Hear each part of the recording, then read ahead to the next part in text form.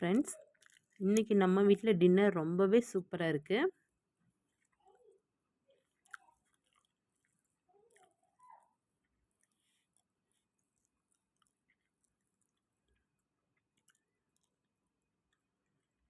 ஆக்சுவலாக எங்கள் குட்டீஸ் பார்த்தீங்க அப்படின்னா குழம்பு சாம்பார் அதில் தொட்டு சாப்பிட்றத விட இந்த மாதிரி இங்கே பாருங்கள், உருளைக்கிழங்கு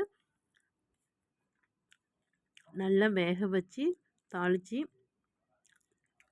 டேஸ்ட்டுக்கு மசாலா ஐட்டம்ஸ்லாம் போட்டு இந்த மாதிரி ரெடி பண்ணி கொடுத்தா ரொம்ப சூப்பராக சாப்பிடுவாங்க. இந்த டேஸ்ட் நமக்குமே ரொம்ப பிடிச்சிருக்கு. நீங்களும் ஒரு டைம் கண்டிப்பாக ட்ரை பண்ணி பாருங்கள்.